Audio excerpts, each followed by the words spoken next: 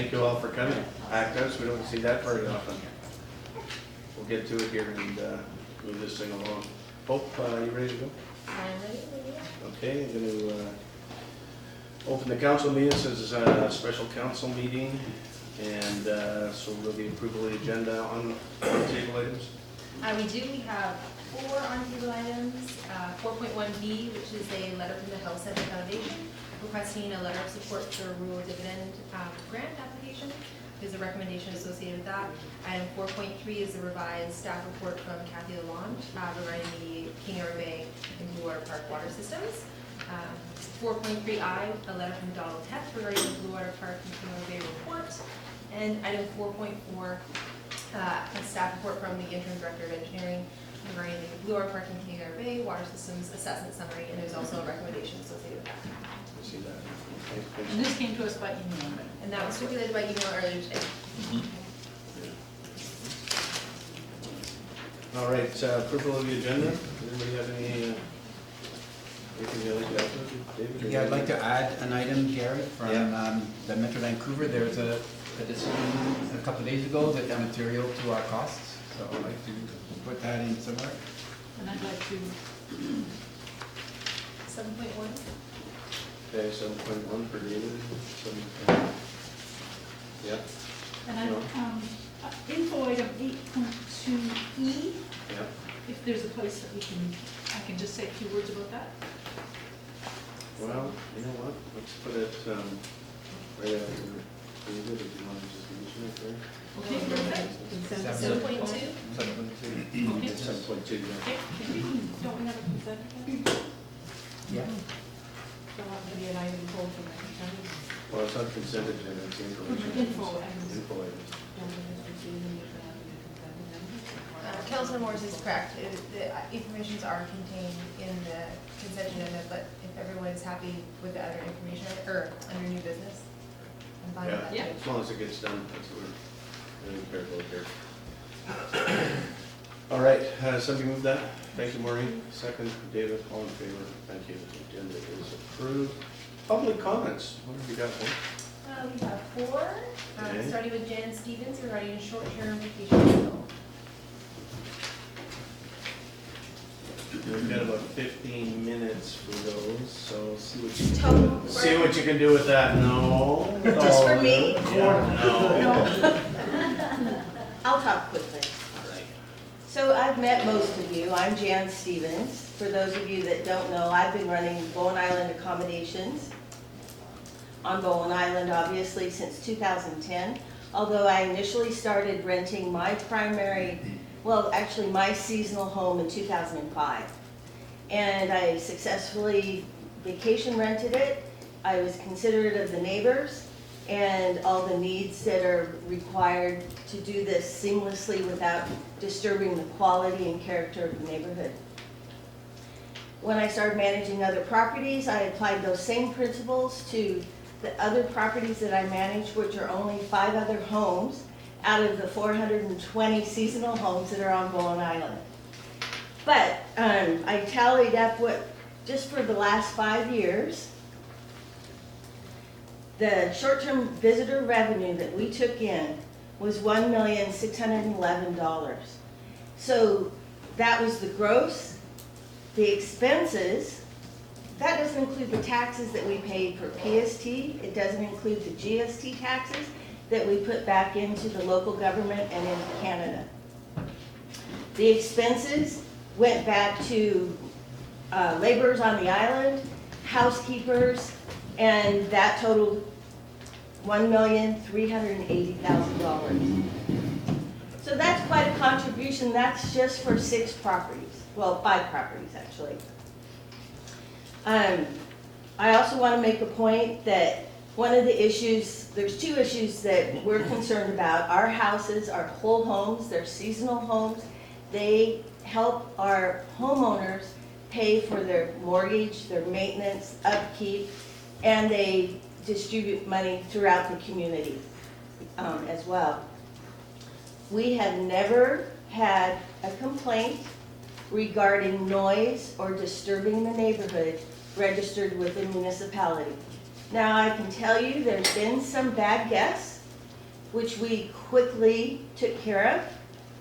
And if you have a long-term rental, which we have one in the Eagle Cliff area, it's constantly, every weekend, there's noise and parties, and you can't get rid of that particular guest or long-term renter. But our renters, if it's bad, we can immediately make them leave. And we do. All of our rentals, all of our renters sign vacation rental agreements, and we monitor it closely.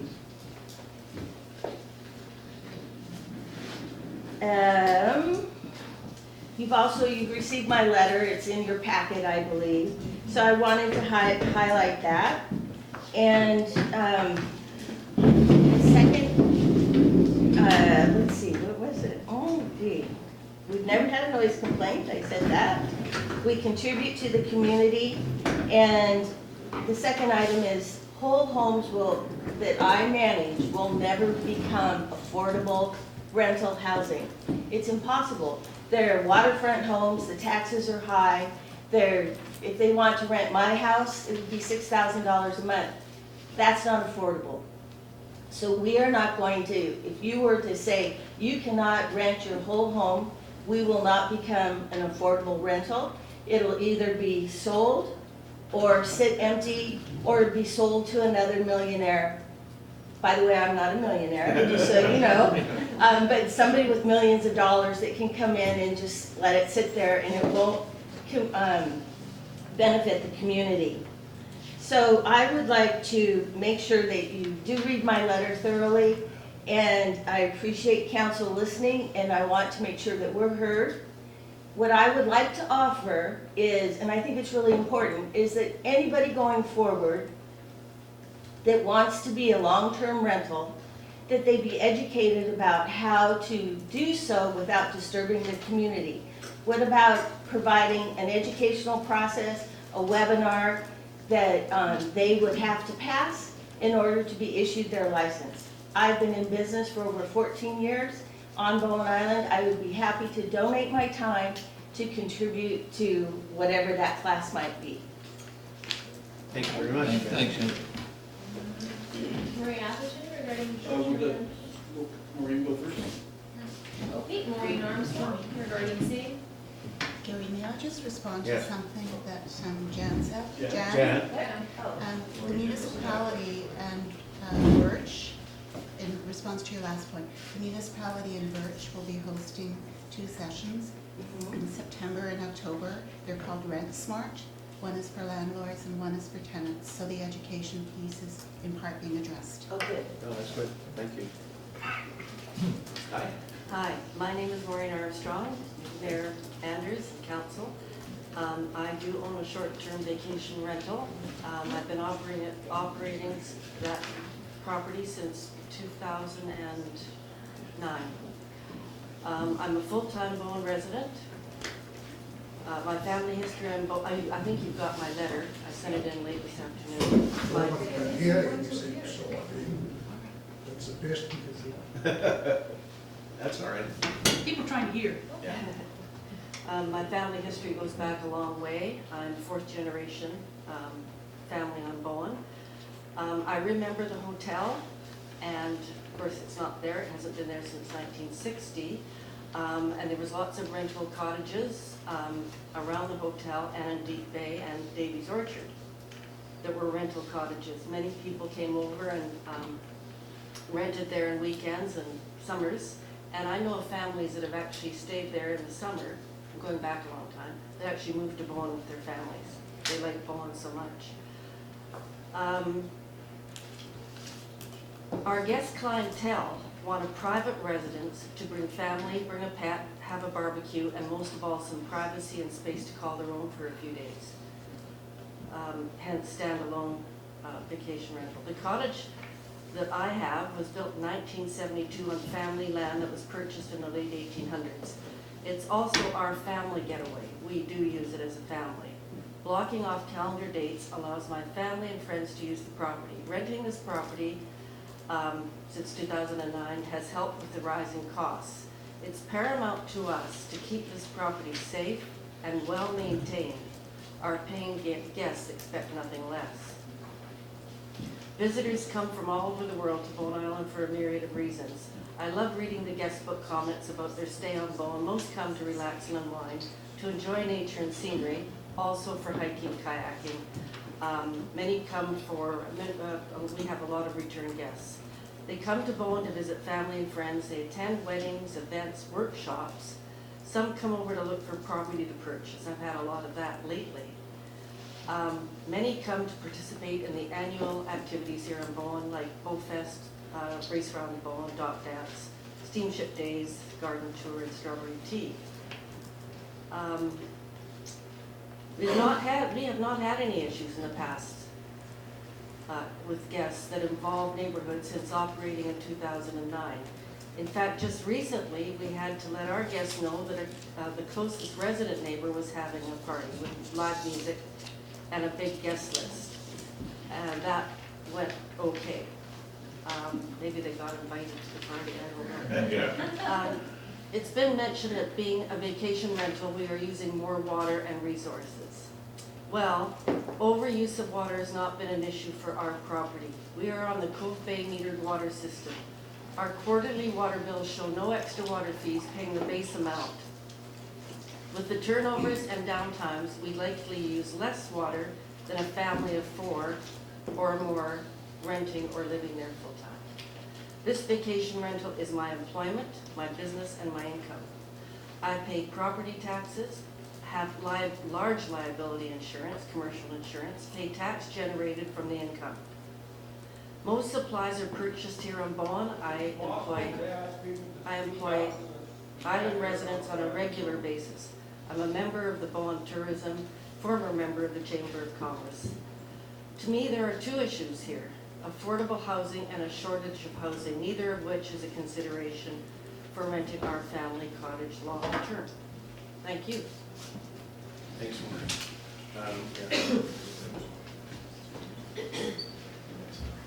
Maria,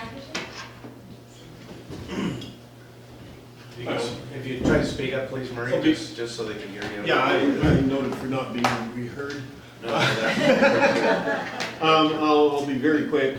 Basically, I should start out by saying I have no interest in this whole short-term vacation rental program except for the economy of Bowen Island. As the ex-president of the Chamber of Commerce, the ex-chair of Tourism Bowen, and the Economic Development Committee, basically all volunteer with no self-interest at all, except I like to be able to go to a restaurant in November and February.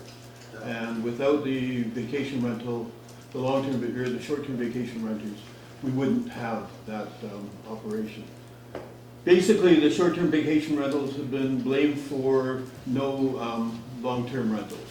The majority of houses that were used for long-term rentals were the $70,000 cabins that people bought back in the 60s and the 70s, and in our case, my family in the 50s. It was a $4,000 cabin.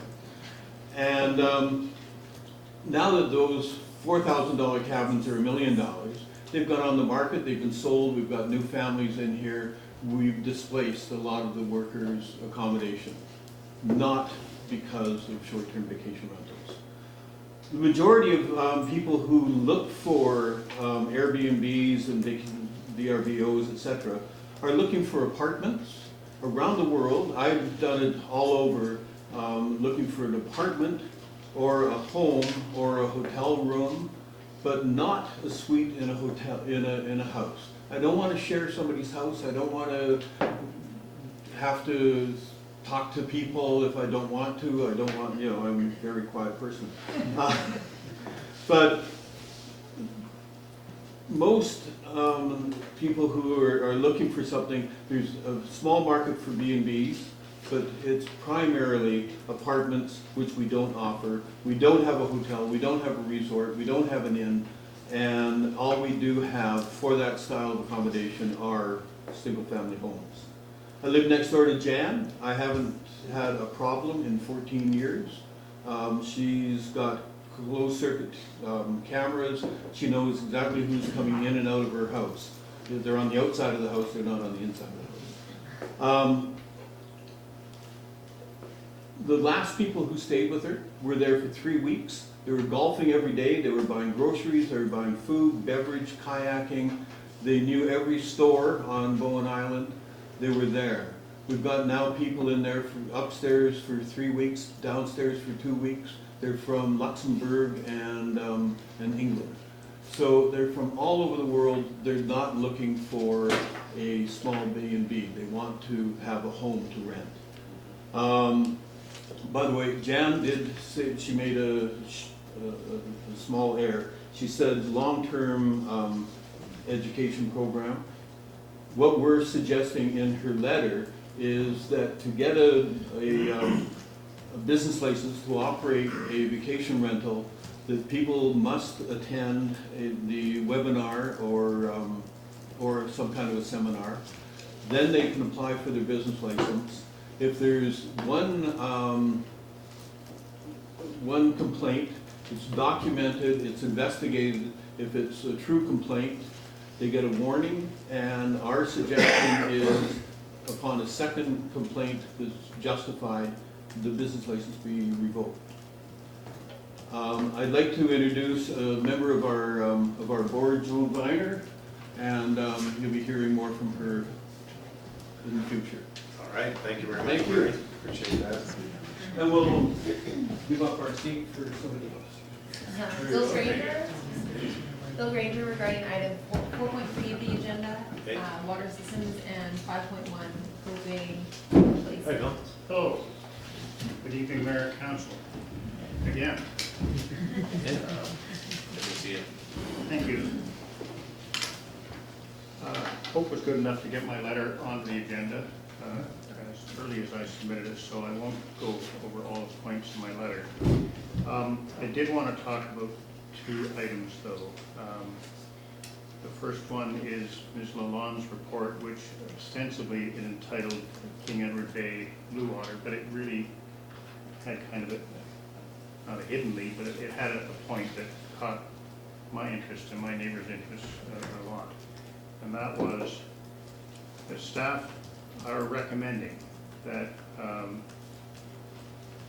that the King Edward Bay and Blue Water service review be expanded to include all water systems and review of relevant bylaws, including the responsibilities of the Bowen Island Municipality as the water operator and roles of the local advisory committees. Staff is recommending, there isn't a recommendation attached to the report that says that, but it's in the report. And I kind of heard this when the King Edward Bay, which truly is far worse than anything that's happened in Cove Bay. There's no question about that. We absolutely have not run out of water. We don't want to run out of water. So that's the first point. I did some looking again at the 2018 financial report, which was received by council only in June, recently. And there are 2 figures that jumped out at me. The first is that the municipality actually paid Opus Date and Night $124,000 in 2018, specifically for the Cove Bay water treatment planning process.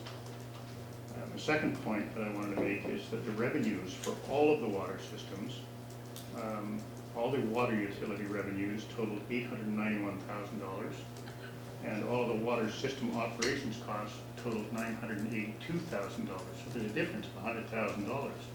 And I suggest to you that we, the Cove Bay water users, who represent 600 to 660, we went over this the last time around, but somewhere over 600, are half the water users on Bowen Island.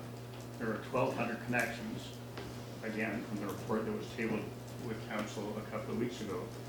And Cove Bay is actually paying half the costs at this point.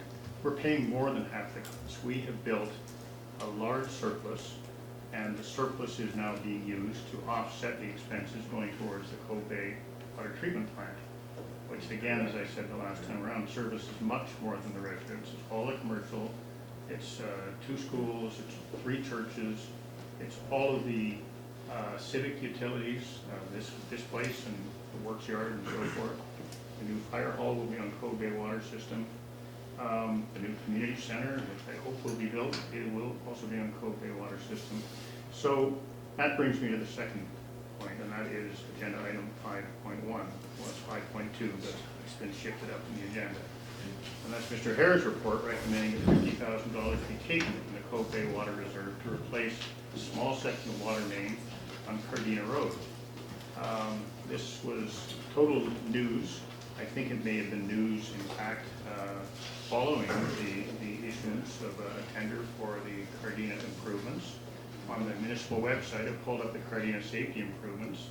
Almost every one have been done. The rock wall is there, the road widening is there, the parking is there for the buses. The pavement was done last year, the marking of the pavement. So what I'm suggesting, firstly, for the first item, for Ms. Lalonde's report, is that we not consolidate water systems into a group report. That Cove Bay is significantly different. Each of the 7 water systems are completely different. Hydrologically, they come from different sources, some from the ground, some from surface. They have different pumping and different piping systems. There is no commonality. We'd just be throwing good money away that has already been spent on studies over a number of years, I'm aware of in Cove Bay. Not only Opus, but Creus have spent quite a lot of time. Kerwood Lytle did a lot of work in conjunction with the sewer system, which, by the way, if there wasn't water in the Cove Bay water system, there would be no operations of the sewer plant. It's all Cove Bay flow through. That's right. So it's a very big system, and we don't, I think, want to be lumped into a study of the smaller systems and have our money, which is obviously short, flowing into water systems around the rest of the island.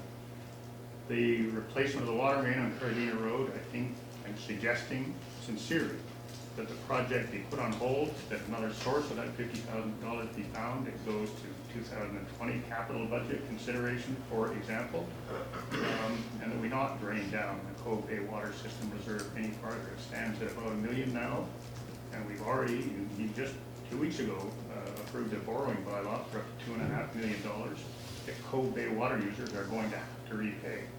So I'm asking you not to draw it down any further. Thank you very much, Mr. Mayor. Thank you, Bill. That's it, Hope. Okay.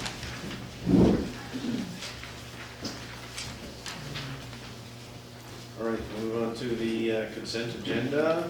Anybody have anything that they would like to revisit? That's wonderful. Good. And I'll make the recommendation the council approve the items as outlined in the July 29, 2019 special council meeting consent agenda. Move that, second to Michael. All in favor? Thank you. Consent agenda is moved. Business arising from the minutes. Councillor Nicholson, read the Rural Dividend Fund 6th intake update. Okay. Thank you.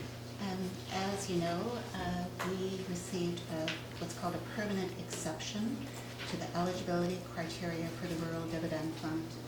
And what that means is that not only the municipality, but organizations within the community can apply for funding up to $500,000 for specific projects under 3 funding streams.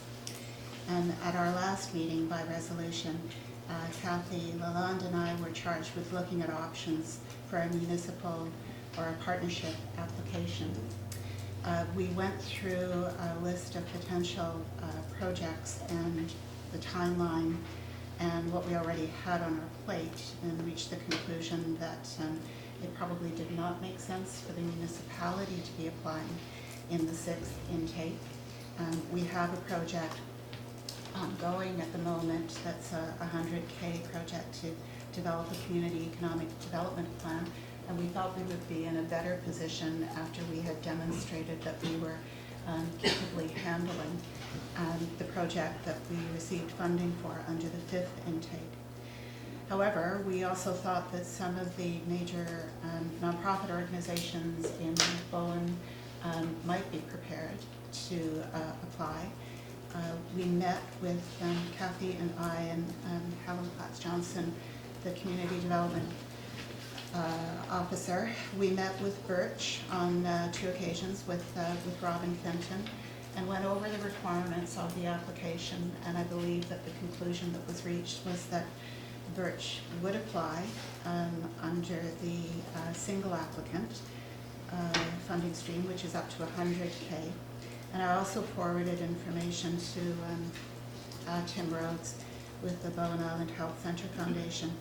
So what you have in front of you under item A are 2 draft letters from the mayor in support of Birch's application for seed funding to CMHC and the rural dividend program for the single applicant category. And a late addition came from the Bowen Island Health Foundation requesting support for their application to the Rural Dividend Fund under the project category, which is up to 10K.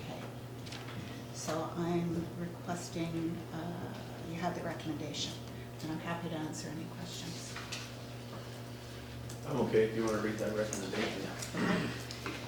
The council provide the attached letters of support dated July the 26th, 2019 to the Canadian Mortgage and Housing Corporation and to the Rural Dividend Program to support Bowen Island Resilient Community Housing's application for CMHC seed funding and for the 6th intake of the Rural Dividend Program. So I'll move that. Second? Second, Mrs. O'Donnell. Any further discussion? Were you going to, there was also a letter for the health? Yeah, let's do them as separate recommendations Okay. though. All right, I haven't got it here, that's all. All right, I'll ask a question, all in favor? Thank you, that's unanimous. Okay. And then the next recommendation is that council provide the attached letter of support dated July the 29th, 2019 to the Rural Dividend Program to support the Bowen Island Health Center Foundation's application to the 6th intake of the Rural Dividend Program. So I'll move that. All right. Michael, any further discussion? All in favor? Thank you, that's unanimous. Thank you, Maureen. Thank you. Judy McLeod, 4.2, Judy McLeod, planning consultant, subdivision lot 3, community lands. Funding implementation. Hi, Judy. Good evening. So moving along on the very same topic, we are moving forward very quickly with approval for the agreement to lease and the ability for Birch and for the Bowen Island Health Center Foundation for the purchase of property within Lot 3, so that means we have to subdivide it. And we are the applicant, and therefore we, as a municipality, you as council, as the municipality, are the applicant for this application. And so we need a bit of funding to get it going. So in terms of the background, there is a plan that has essentially been approved since May of this year through the work of the Mayor's Standing Committee and Council. And there has been an agreement since last September, actually, that there would be cost sharing of the benefiting parties, being the municipality, Birch, and the Health Center Foundation to move this forward. So given that, we put together an estimate of what it's really going to cost to move this application forward to get it to the approval stage with surveying, engineering costs, geotechnical, the legal fees, and all of those things that we would ask a developer to do. There has been, this comes to a total of just shy of $30,000. It doesn't account for contingencies, so we're going to have to be very vigilant and keep it close to the bone. There has been an agreement among the 3 parties, and that's been verified today with feedback, because it's a little more than we thought it was going to be from both Birch and the Health Center Foundation, that they are prepared to share their part of it, so that we would, as a municipality, front end the cost. And I made sure Daniel was sitting down when I advised him that it was coming out of the planning operation fund initially, the planning operating budget. And the basis of this is that there would be a third each cost sharing return from both Birch and the Health Center Foundation before the lots were made available to them for either lease or purchase. They are in agreement with that. What this doesn't include is the notion that they are responsible for their own actual site development. So this is just the engineering and getting the subdivision design ready, the access, the drainage, all of those things that we need to do in the subdivision. So they will have to do all of their own hookups once the services are to their boundary. I did want to make one correction. I had referred the previous subdivision last fall, and there were some numbers in it with regard to the cost of the front end agreement, and those would have to be recalculated given the different lot sizes. So I just wanted to Oh, put that okay. up, because there was some concern from the Health Center Foundation that they're going, oh my gosh, why do we have to spend so much more than Birch? So those will be recalculated as we proceed with the revised subdivision. And the one other point that I'm bringing forward tonight is that if under the provisions of the Local Government Act, if we're subdividing and creating 3 or more lots, then a municipality would normally require the dedication of 5% of the land as park or cash in lieu of that amount. The council has the opportunity under some circumstances to, when requested for advice by the approving officer, to advise that you may not wish to have that park dedication or cash in lieu. And I do feel that given that this is municipal land, it's right beside a regional park, and the use of the land is for the health center and for affordable housing, that in this instance, council could advise the approving officer that this provision of the Local Government Act could be waived in a circumstance. So that is a recommendation I'm making as well.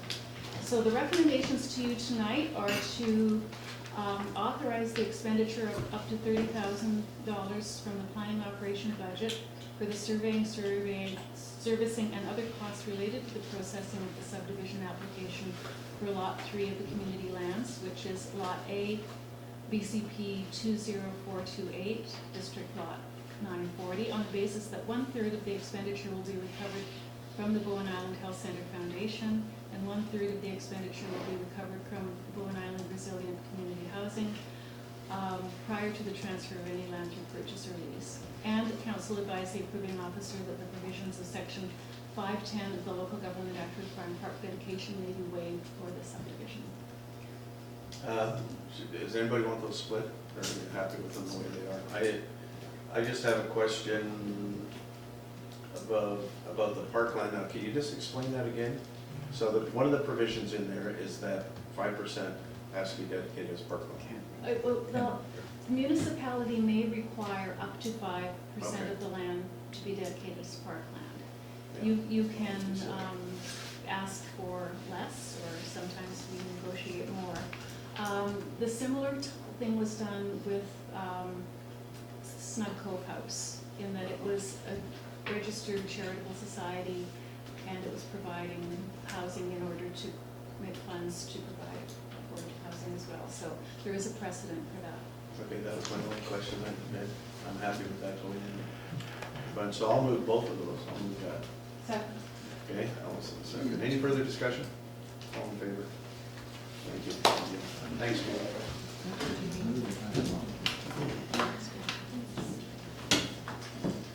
All right, so Kathy Lalonde, who isn't here today, establishment of the King, this is Kathy Lalonde, Roy Park. At the establishment of the King Edward Bay water system, its relationship to Blue water system in July 19th, 2019. So I'm just going to pass it over to you, Raj. You can go ahead. Thanks, Gary. Mayor and Council, I'm going to present this report on behalf of Kathy. It's basically on the establishment of the KEB water system and relationship to Blue Park.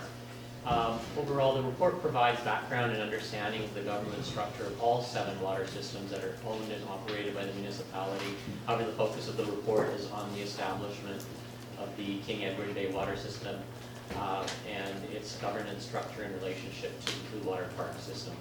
So in summary, both the historic review of King Edward Bay and all the other water systems governance structures and the report and presentation that will follow this report right here by Glenn Scurum, our interim director of engineering, which will talk about the state of infrastructure strategy and long-term sustainable plan for the Blue Water Park system, highlight an inconsistency between the governance structure and the management of operations of the water systems.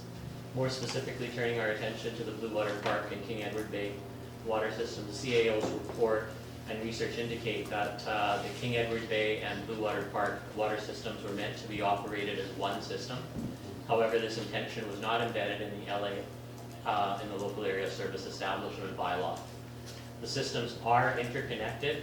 However, it is unlikely that the operation of the systems is optimized due to the governance structure. The responsibilities and of effectively managing and optimizing these systems have at times been hampered by the governance structure. The current governance structure does not satisfy any of the stakeholders, and it's inefficient and a strain on limited resources, being financial, volunteer, staff, and most importantly, our water. The new, the report alludes that a new structure needs to be established and that will harness the resources in a more efficient way and allow decision-making to optimize island-wide management of water. The Muni has taken the first steps to that by engaging urban systems to deal with the recent crisis and undertake a comprehensive review of the Blue Water system. So in essence, this report is staff recommendation that this review be expanded to include all municipal water systems and a review of relevant bylaws to provide a water management plan for the entire island. Staff recommend facilitating a strategic planning session in early September with the interim director of engineering to discuss observed challenges, influencing factors moving forward, and council's questions and priorities to make informed decisions. Okay, thank you, Raj. I'll discuss Yeah, thank you. Obviously, there's a situation, that's why you're all here today, and we have to get to the bottom of it. I think with Glenn, thanks to Glenn, I think we did get, found out what some of the problems were there. There's so much history with the two systems, and I'm not exactly sure of where it all ended up. I think Glenn could probably talk to that. But the positive thing is, it is highly aware now. Everybody knows what's going on, and it's going to be fixed. It's going to be fixed, and it'll be better, and it'll be better forever. How we get there is another thing, and that's going to be up to Glenn. And you know, he's going to look at all the different problems we have and make sure it doesn't happen again. Because one thing I did say to him, I said, that's fine, I'm sure we fixed the leak and everything like that, but I'm aware of these systems. We've got a system down at our place, and one little leak in the system will drain our whole reservoir in no time at all. And so we've all got meters on now, and we're constantly comparing all the meters to make sure that there's nothing, you know, awry, as it were. And if we take care of the system, we have enough water. Do you want to speak to that? Well, I have a comprehensive report, but if Yes. I may just offer one comment Yeah. on the topic that was just presented, is to emphasize that the recommendation at this stage is to undertake a review of governance. It's not to suggest a new outcome per se, Yeah, but okay. the start point is to do a review and to recognize that current conditions aren't suitable for a very historic governance structure. So the emphasis should be on conducting the review to reach a conclusion, an informed conclusion, not to necessarily suggest what that conclusion will be. Okay, well, that's a good point. Does anybody have any questions here? David? It was more a comment, but I think it would probably be useful to get Glenn's report and maybe comments after that. Okay. But Glenn partially answered what I was looking at. The last part of Kathy's report. I mean, I feel we have sort of three issues, and they follow one after another. And the first is to deal with the emergency situation we've had for the last couple of months. It looks like it's being dealt with. I had a look at that leak. It was a massive leak. But we need to, of course, make sure that by going away from stage 4 and going right back to stage 1, that we're not putting our equipment into potential danger once again. So that's sort of the first issue. The second issue is clearly we found a major leak, but it's an old system, and we need to look at the entire system to make sure there aren't other leaks and so on. So those are sort of two pieces of work, first one step, then the other step. It seems to me that after that's all done, then we can get into, all right, how do we govern the situation so we don't have the same problem arising again? So it's kind of step 1, 2, 3 is sort of how I see it. And so having this major review in early September, September's moments away. You know, it's taken us a month and a half sort of to get to where we are now. I think we probably need a little bit more time than that before we can do a major review. We need to fix the current problems first and then get to the review stage. So those are my thoughts. Agreed. Anything else, Shauna? Just a couple of thoughts. Thank you for all these reports, and Kathy's report is excellent because, of course, everybody remembers something differently, and many people, maybe like me, weren't involved in these discussions back then, and here I am as an elected person, honored to be dealing with it, and feeling responsible to do the right thing. So I really appreciate having that information, and I agree we need a review of the governance. I also think in this review that I would like to be considering the 40% of citizens or households or whatever the number is of residents on Bowen who are on wells. Because sometimes those watersheds serve more than just the municipal systems, they serve the well users. And I don't mean that we have to take over the work of the province, but I mean we need to consider all members of our community who use water, and maybe there will be no impacts or overlaps, but I want to be sure, especially with climate change that's coming down on us, and the changes in water supply and quantity and quality that may follow. Changes like climate change or industrial logging or some of the other things that may happen in the forest, which are water towers. And then the third thing I just wanted to mention, for those who weren't here in the earlier part of the meeting, we started at 4:15 and received a report on a pending asset management plan. And this, I think, will really help us as well get a handle on what is the state of the pipes and the pump stations and the pumps and all those things. So I think that'll be really valuable making these decisions, and I'm glad those are going ahead at approximately the same time. So those are my comments. All right, thanks, Shauna. Gary, I should have just prefaced my remarks with one thing. Everyone on council knows, and some members of the public know, but not everybody, that I live in King Edward Bay, so I might need to recuse myself if decisions would involve my situation. I don't see that right now, but just so everyone's aware of that. All right, thank you, David. Any further discussion at this point? All right. There is a recommendation here, and it's just that we receive Kathy's report or information. I'll give that recommendation. Okay, thank you. Second. Okay, so all in favor, well, it's not just any further discussion. And there's No. a second recommendation, All in favor? Thank you, that one passes. the last 2 minutes. That's the whole recommendation. We just- Okay. You happy with that, the two-part? Yeah. Two parts of it. We just, Could we read the recommendation out so so that everybody Council can will hear. see, okay. Nice and loud, there's people back here in the hallway. Okay, I and can all do the way that. Watch down. this. Okay, The council will receive for information a report dated July 19th, 2019 regarding the establishment of the King Edward Bay water system and its relation to Blue Water Park water system. And the council hold a strategic planning session in early September 2019 to discuss the topics outlined in the July 19th, 2019 report.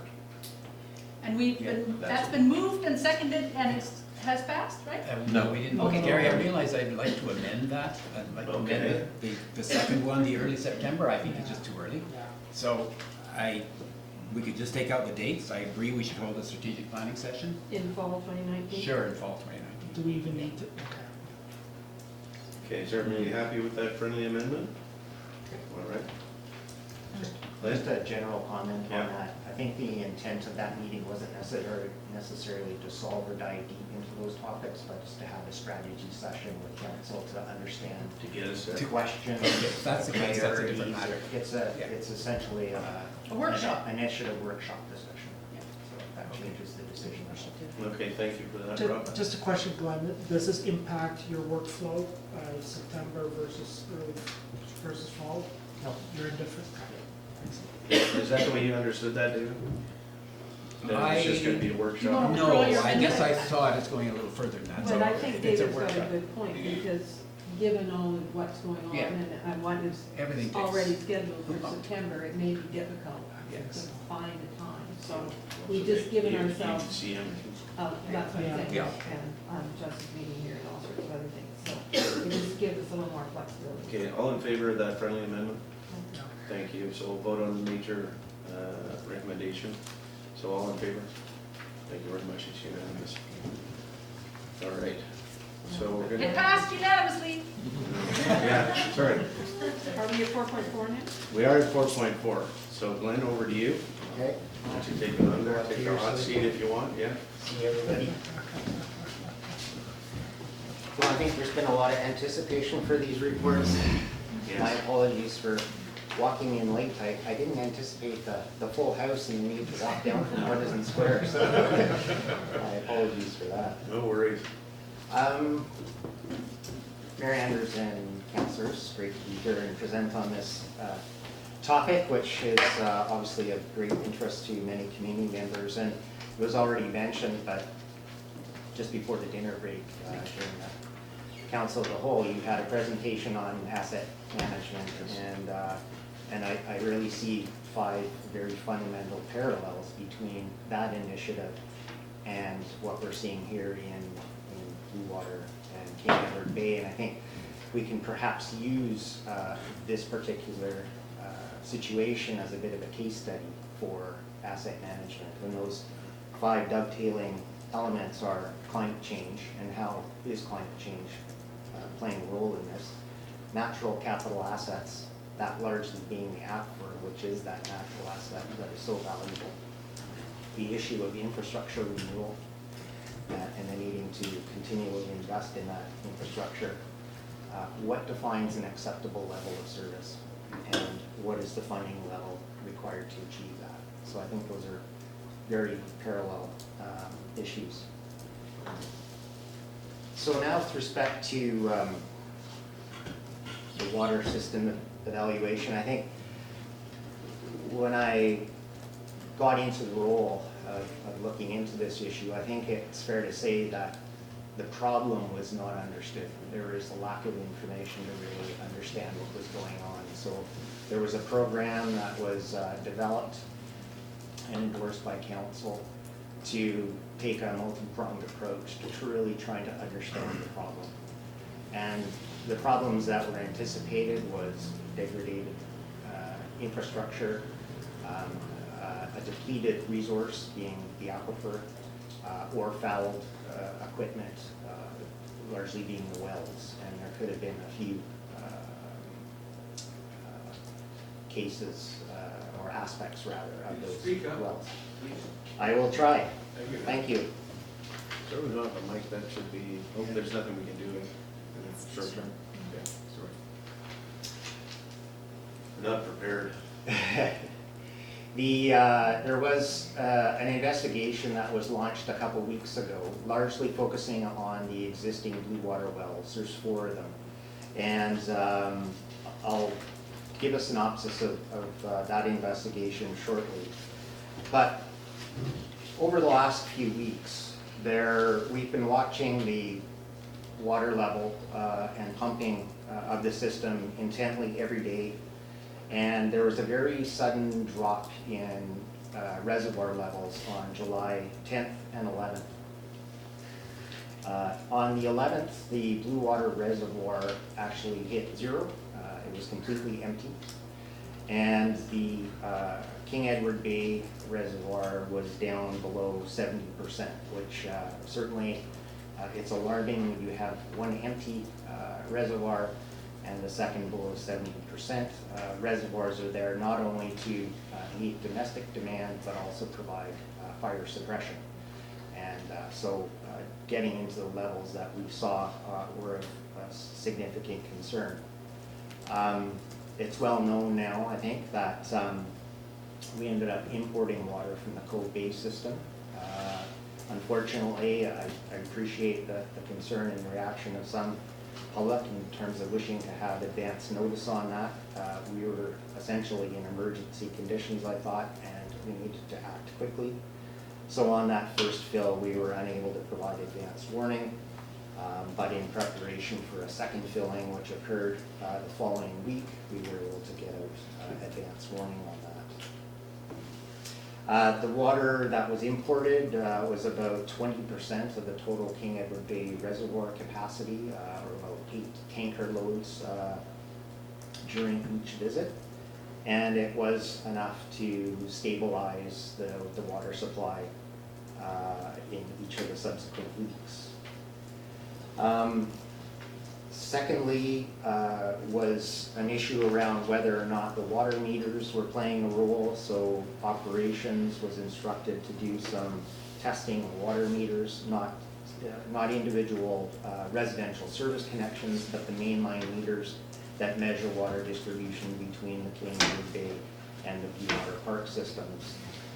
Both were determined to be measuring incorrectly, and therefore both of those meters have subsequently been replaced, so we're more accurately understanding the distribution of that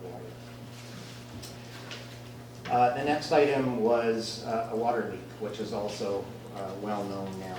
On July 19th, a Friday, after some diligence working with operations crews, it took a few days to find it, but a significant leak, which was already mentioned, was found on Windjammer Road, just south of Spyglass Road. This is a historic water main. It's believed current staff don't know everything about the water main. There was a drawing of the water main, but it turned out to not be in the location that was shown on the drawings.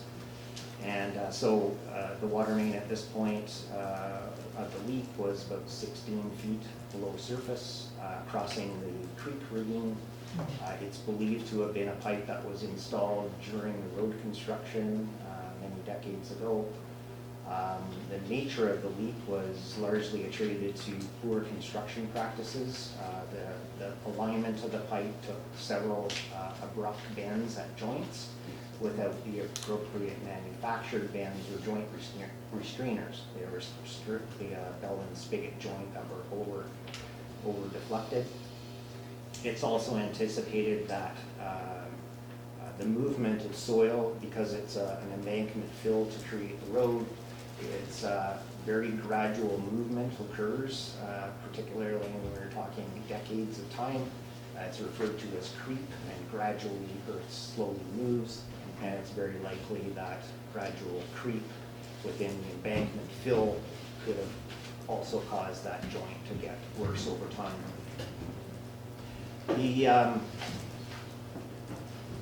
The leak repair it was already mentioned that it was significant. We can't quantify how much water we were losing, but certainly as we're monitoring the system and have been done on a daily basis, it's without question a very significant contributor to the state that we were in prior to the leak being found. The system immediately stabilized, pumps were cycling more appropriately. The reservoirs have been at their near full points and have been stabilized ever since. And I'll get into the topic of water restrictions, but it's only been one weekend, but I presume that the relaxation of the water restrictions have caused many people to resume their normal activities with water use, and at this point we're seeing no negative impact on the system performance. With respect to domestic water consumption, we also wanted to have an understanding of what people were using.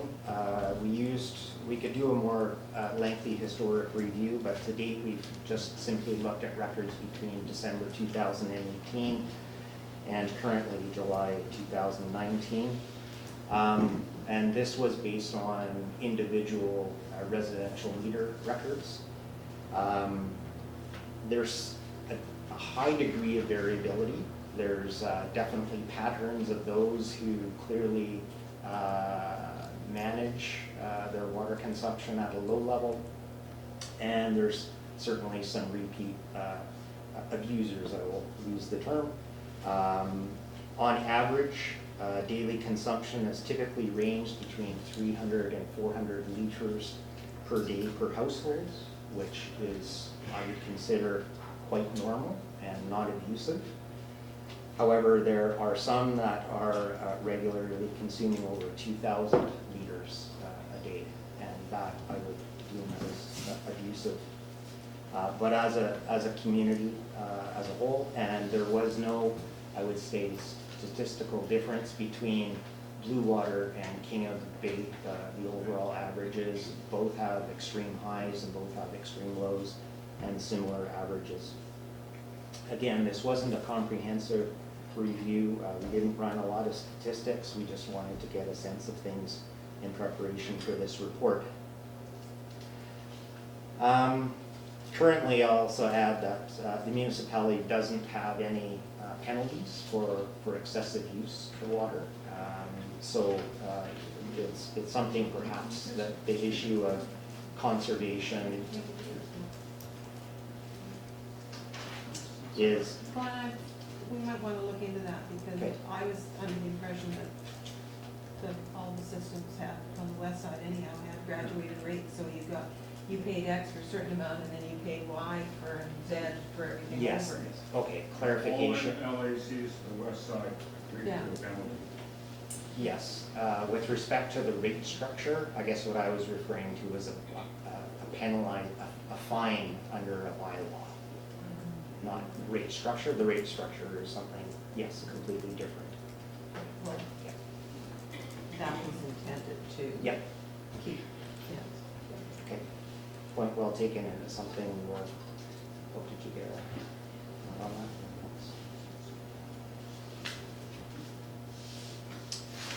With respect to water restrictions, as it was stated, the communities were living under a stage 4 water restriction for a considerable time.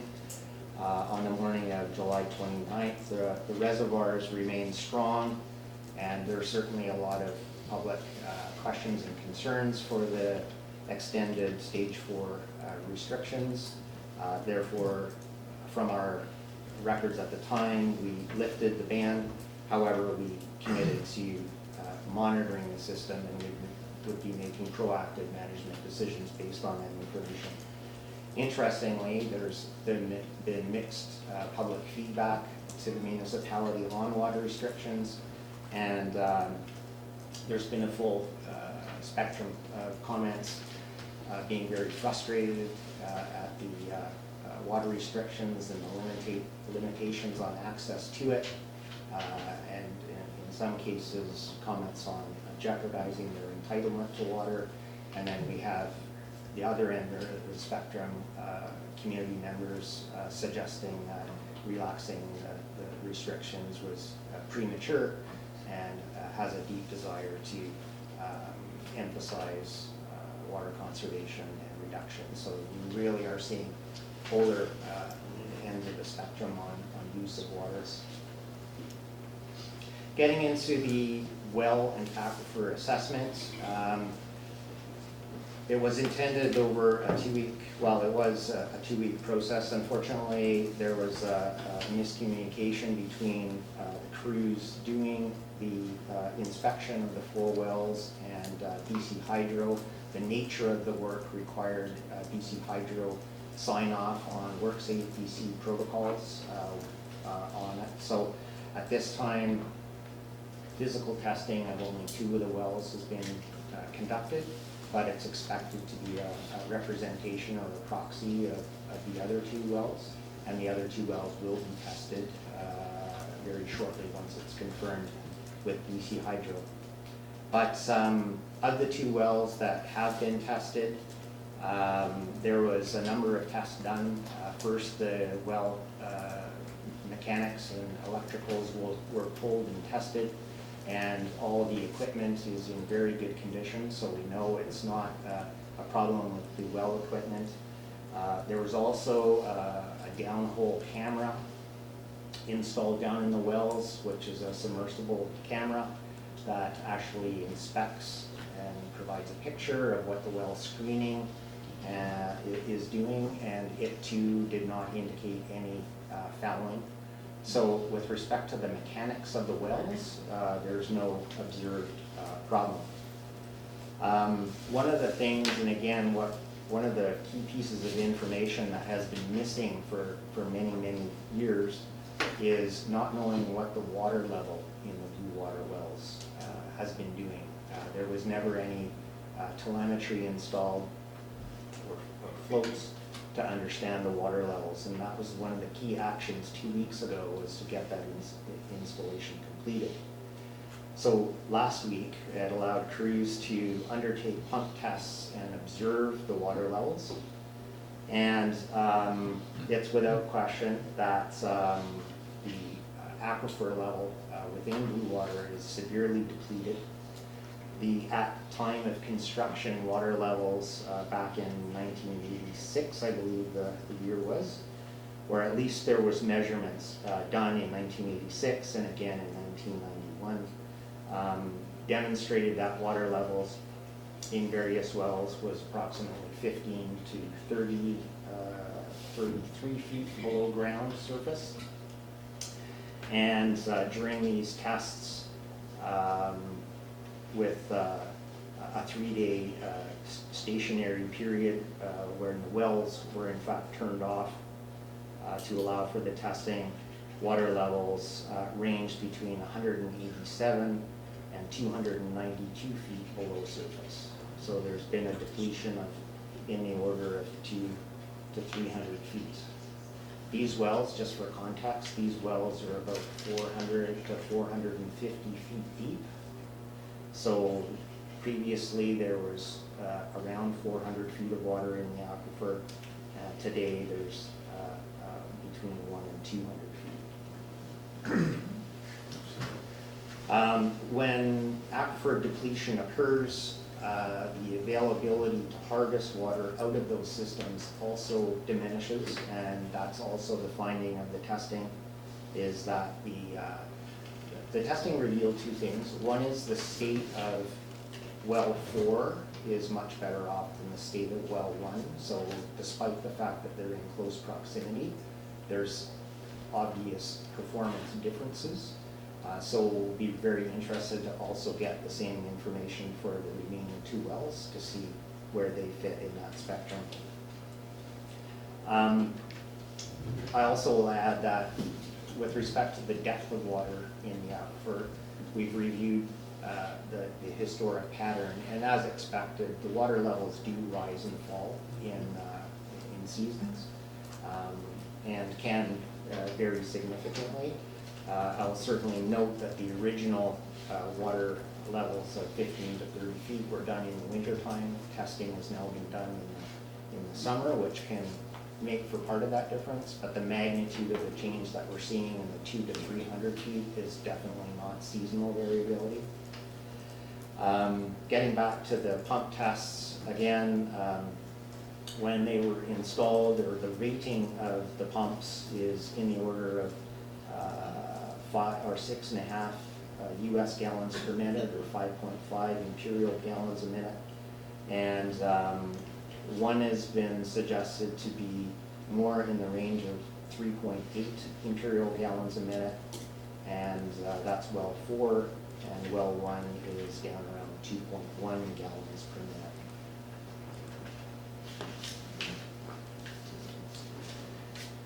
Similarly, we, at the same time, we're monitoring and reviewing the King Edward Bay well and aquifer levels, and both near-term as well as historically going back to 2009.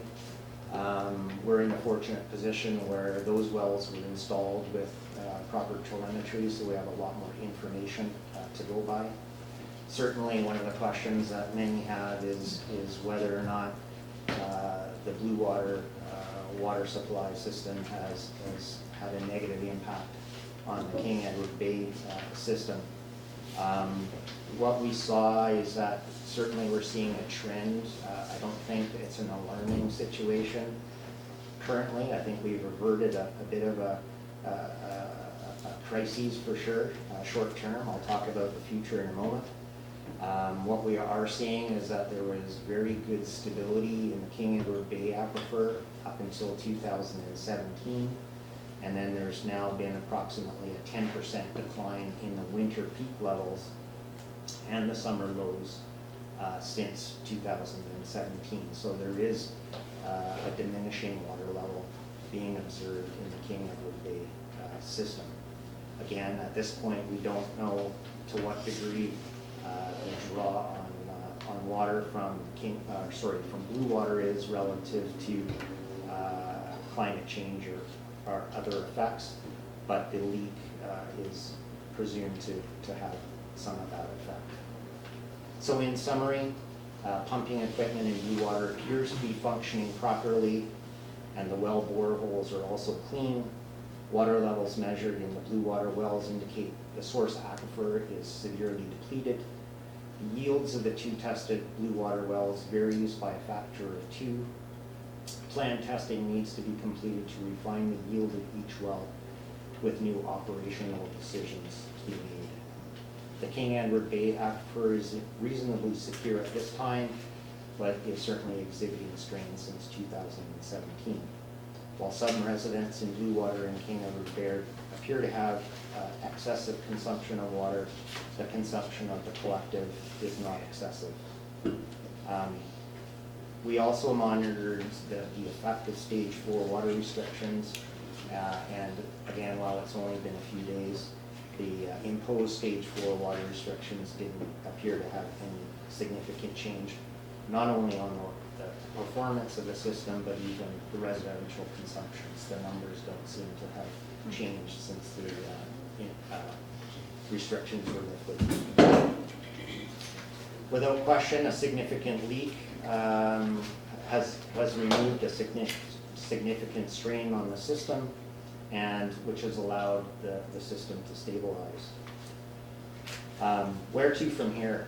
Prior to this investigation, the cause of the problem and state of the aquifers wasn't understood, and today we understand that, which is a significant win in us moving forward. We appreciate that the most significant questions from people are where to from here, and more importantly perhaps is what is the long-term fate of our water supply.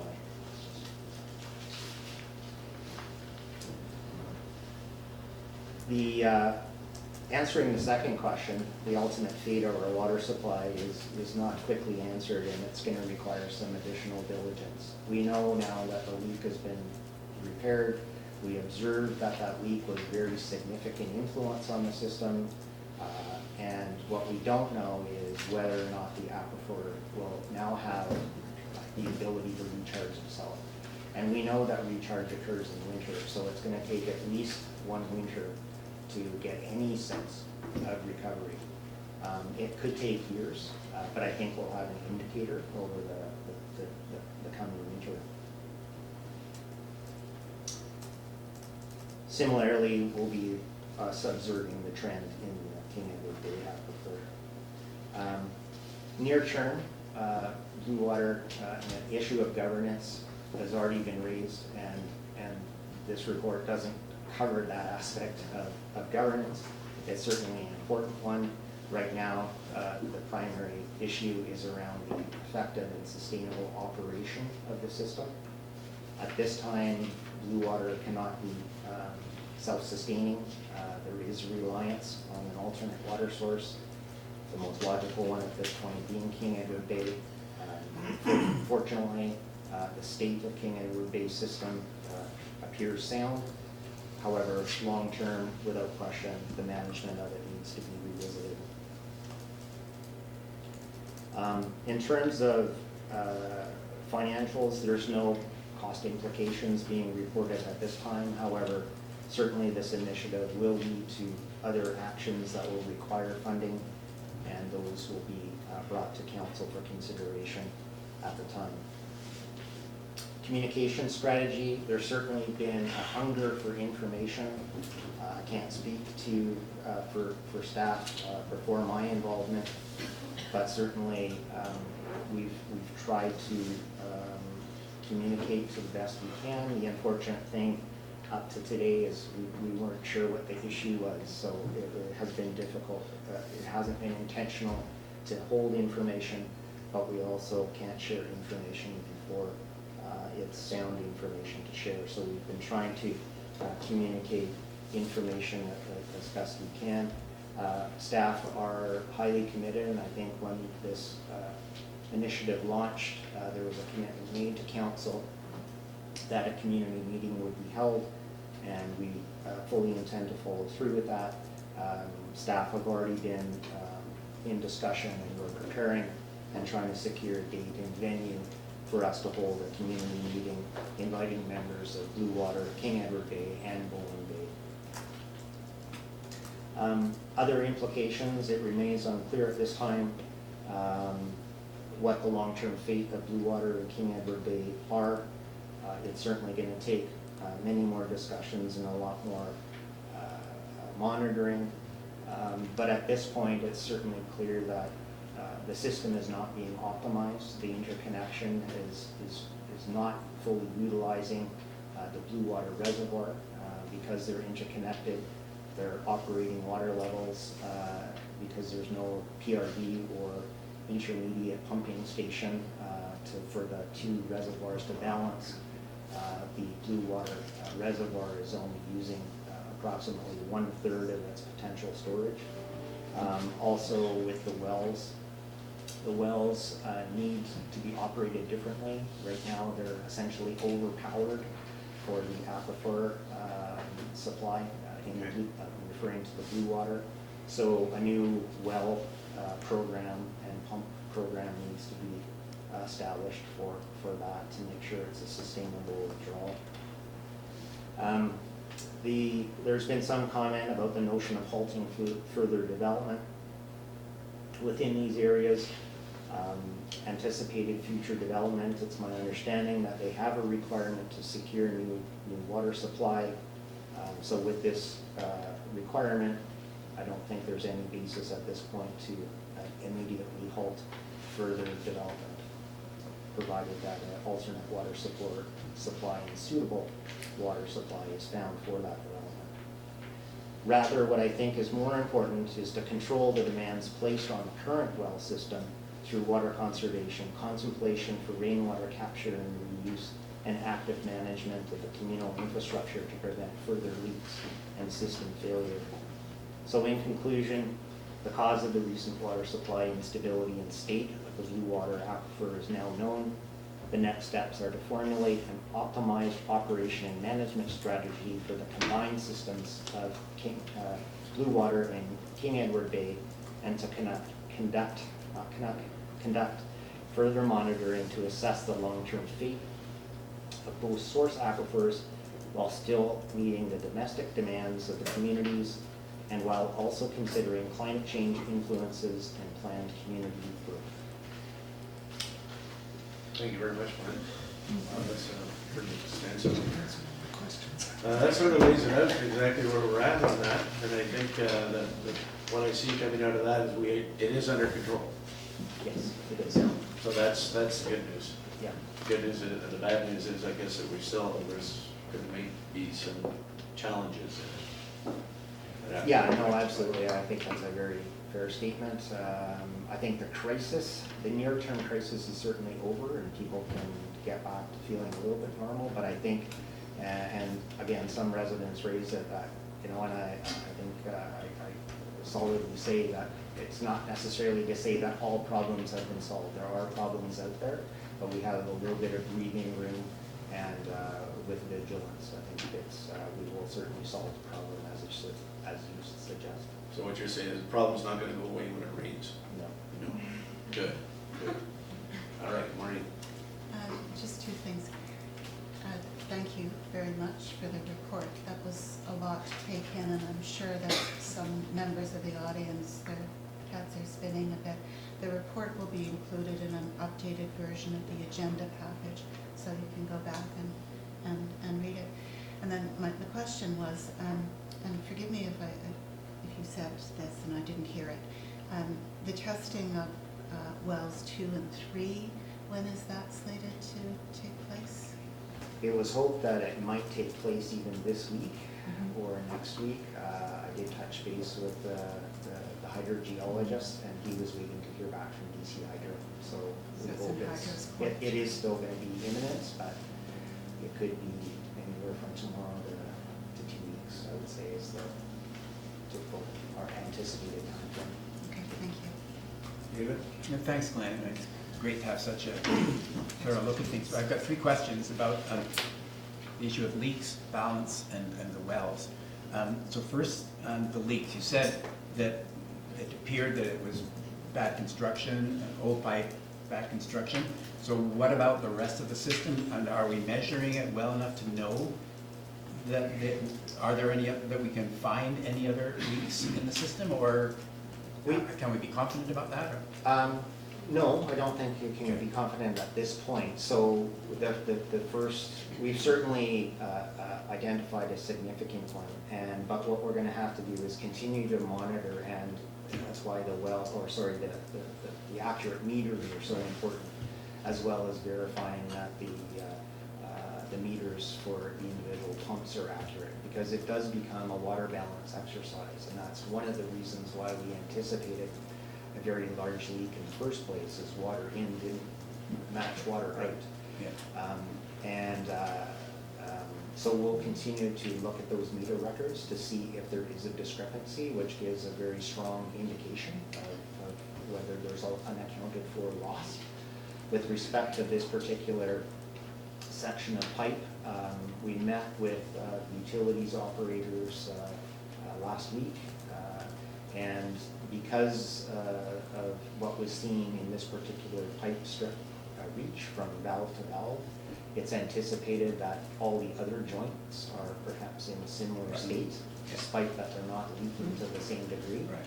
So another report that's coming from REG is about funding to replace that entire section of pipe to avoid a similar condition in failure. The intent will be to simply abandon this pipe in place. It's exceptionally deep and on the less favorable side of the road. So the intent is to install a new water main at a shallower depth and using proper construction, which will be a lot cheaper than trying to replace the existing. But the whole rest of the system under the road, the whole length of Windjammer, are we confident? No, we would have to do, I think that fits into the more comprehensive asset management review and look for other. The general commentary that we've received from the utilities foreman is that he's reasonably confident with the rest of the system.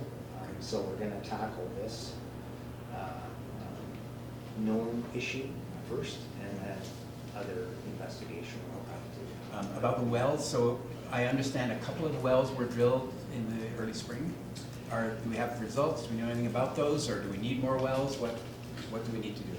Yeah, I think it's certainly, again, without having adequate information, it was believed that perhaps drilling new wells would help solve the problem if we could find access to more water. Unfortunately, those wells proved to be non-performing in essence. They didn't yield a lot. Therefore, I think the immediate, particularly with what we're seeing right now, is to make sure that the existing system is in good condition, is operated optimally, and secondarily, we would look at alternative sources. Okay, finally, balance and optimization. I didn't understand what you were saying. It was that the system is relying insufficiently on blue water. It was, you'll have to explain that to me again. I didn't quite get it. That you were saying the blue water reservoir. In other words, we were using too much of the King Edward Bay water. It sounded like you were saying, but then Going there back to isn't enough. the reservoirs, Yeah, Not the okay. wells, but the reservoirs. Yeah. Yeah, the tower. Okay. So when they were, there's a reservoir for each system. Yeah. And the reservoirs are at slightly different elevations. Oh, And when they're independently operated, the systems can operate with water levels to optimize their reservoir.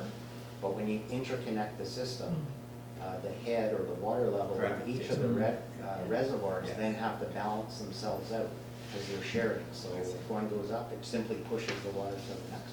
So the water ultimately in both reservoirs have to match. So the King Edward Bay Reservoir has been now operating at about 96% and stable over the last, since the leak was fixed, operating at 96% of its capacity. But because of that balancing effect, the Blue Water Reservoir, unfortunately, it would be, let me think, it's reported in different units. So the Blue Water one's about 40%. Its maximum right now is 40% full. Yet it can store under 60% if there was modifications to the system. Okay, all right, thank you. Good. Obviously, a lot of complicated situations that, thank you very much. Thank you. Allison? Now I've forgotten the rest of it. Anybody else?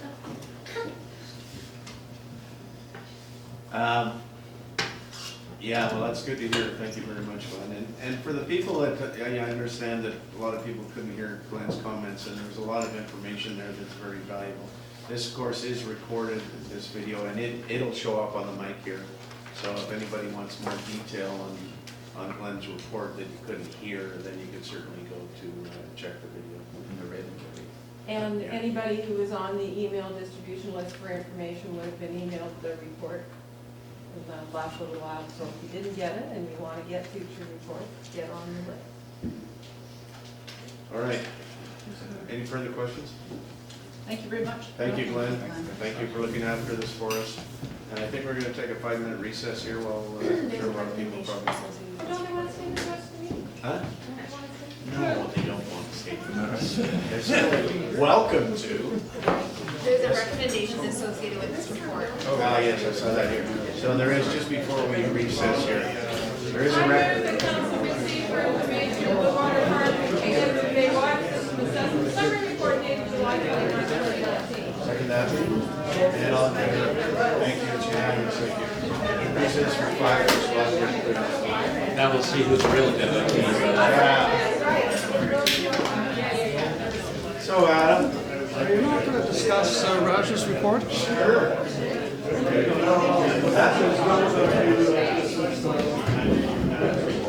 Yeah, absolutely. Yeah. Oh, you want to discuss it now?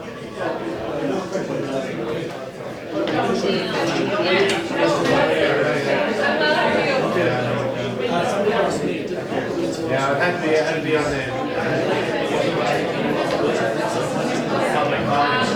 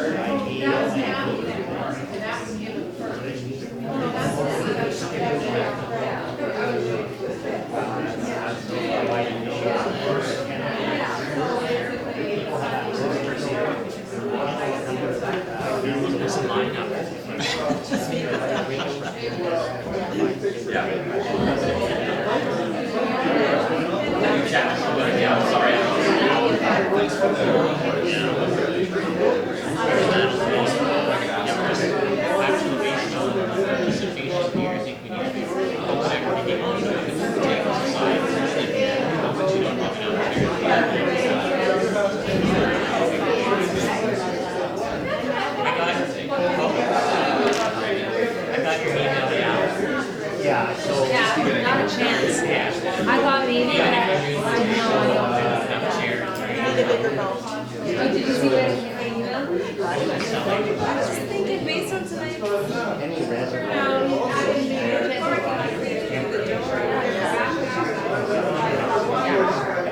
You thought maybe, but I don't think So, in essence, it's not practical.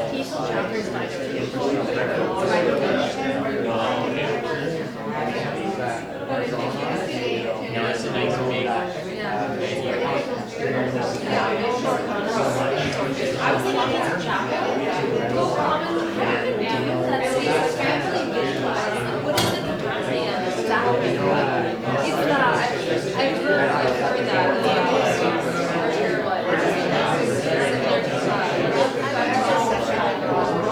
Saturday afternoon, virtually was okay, but the woman was so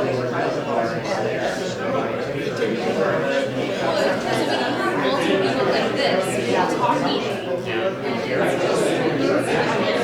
just one person presenting, people ask questions one at a time, different sort of situations. I think there's actually not hard time, like there's a walk and there's, no, it's not, it's totally not. Yeah,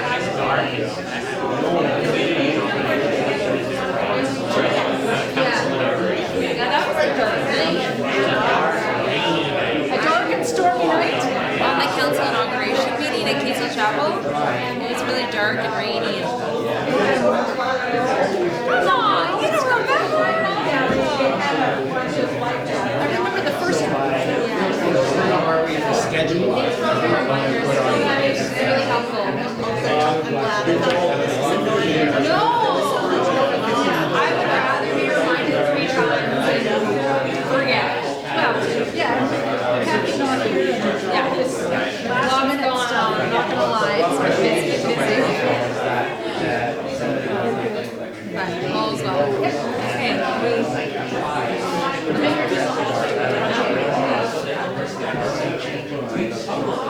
So we've got water.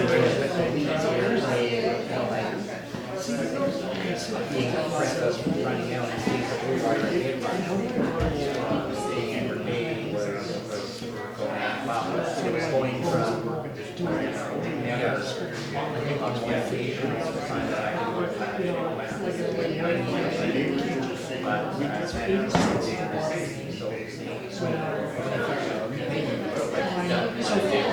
one question is, which is when we started. because obviously because I mean still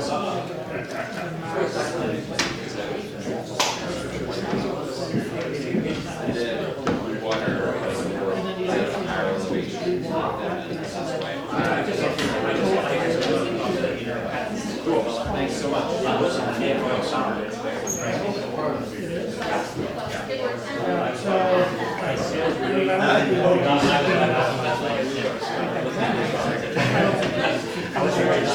unsure, like, if you have to stay. It's, Your question is, how much longer?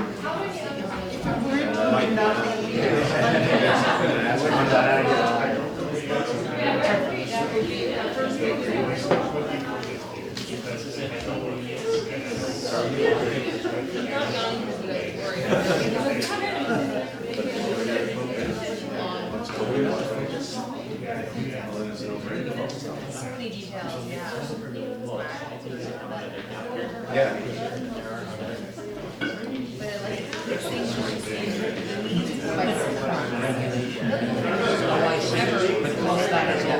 This would not allow us. To eliminate all of And you know what, if I stop for one thing. All right, everybody. We will resume our special council meeting.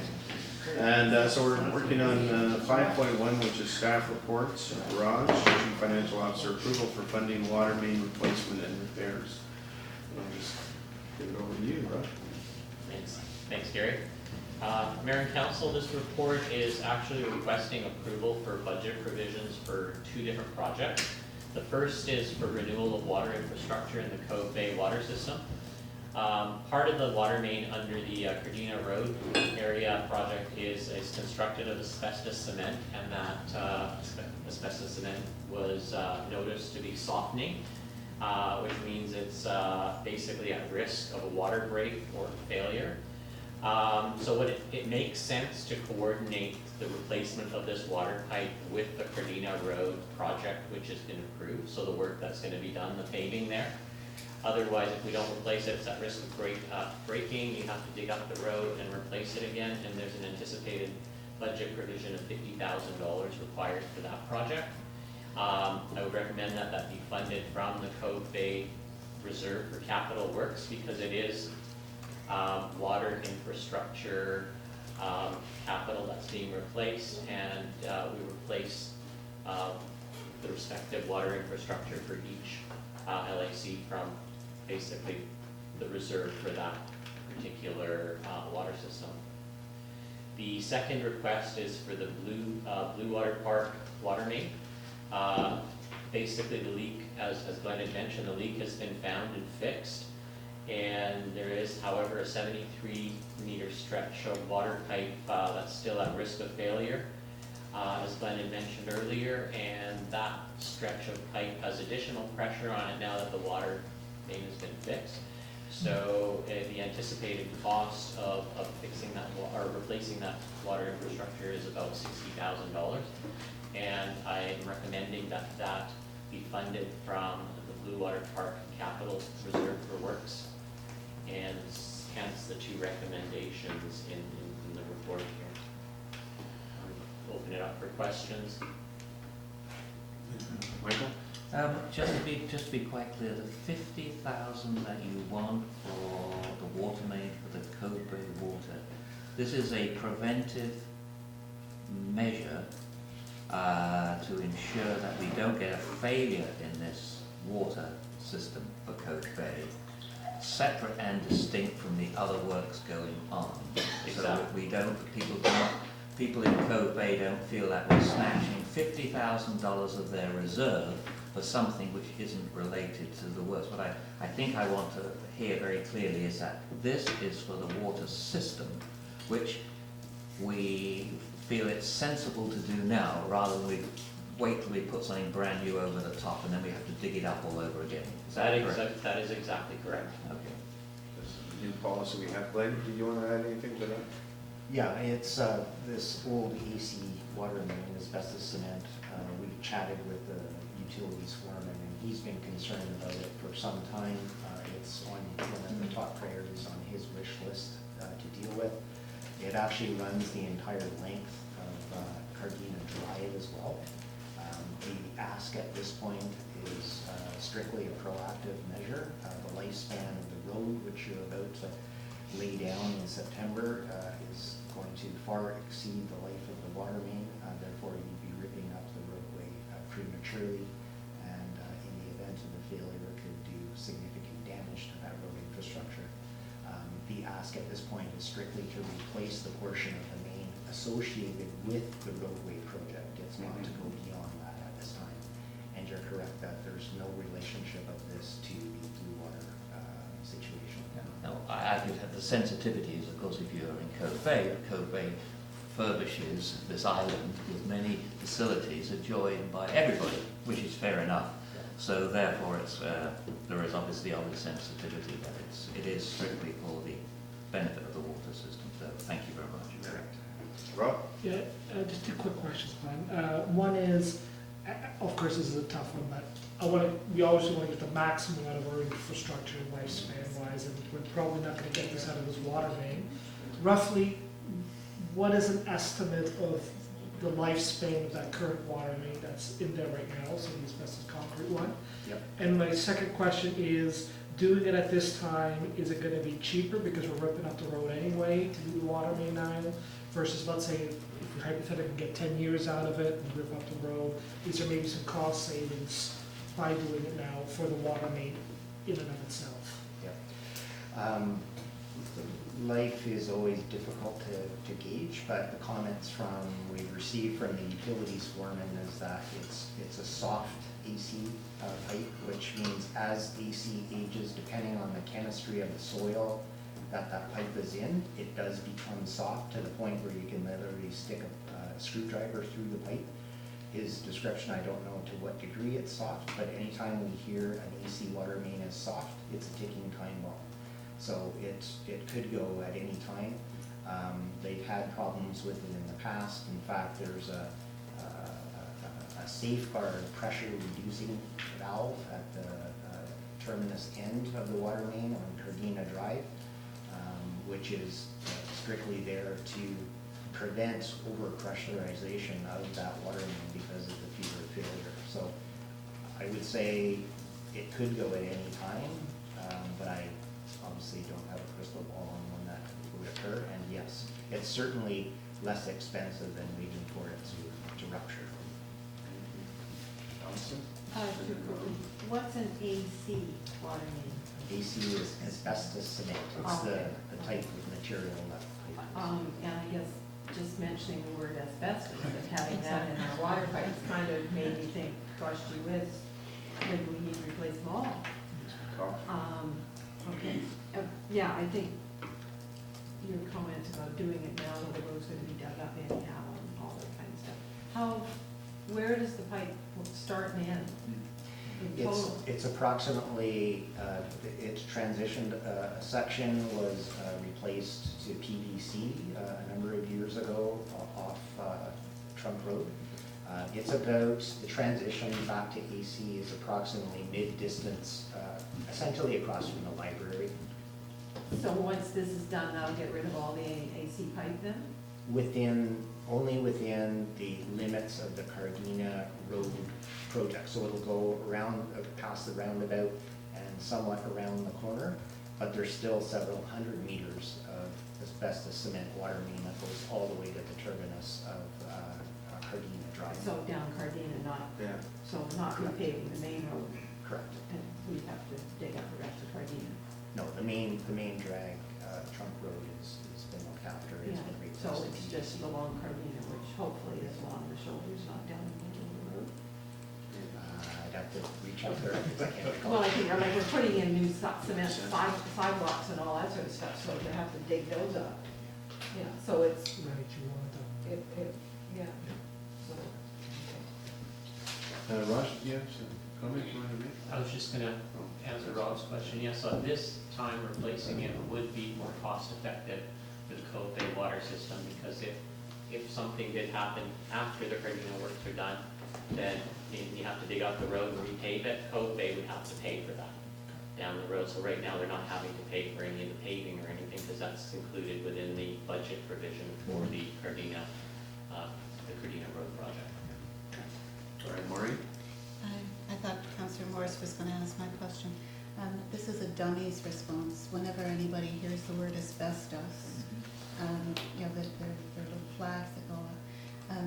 So there will be remaining an asbestos cement stretch of piping. There are no health and safety issues associated with that at all. Not waterborne, no. Thank you. Okay. Any further discussion? Okay. I'm going to move that council approve a $50,000 capital budget provision for the 2019 for replacement of the AC water main to be funded from the Cove Bay Water System Reserve. And also that council approve a $60,000 budget provision for major repairs and replacement of a section of water main on Windjammer Road to be funded from the Blue Water Park Reserve for works. And the council directs staff to include an expenditure and funding provisions of $50,000 for Cove Bay water infrastructure replacement and $60,000 for Blue Water Park infrastructure replacement in the fall 2019 financial plan amendment. Second, Sue Ellen. Further discussion? Thank you. All in favor? That is unanimous. Thank you. Okay, on council, reports of committees, commissions, Councilor Nicholson. Public Art Advisory Committee. Thanks, Paul. Thank you.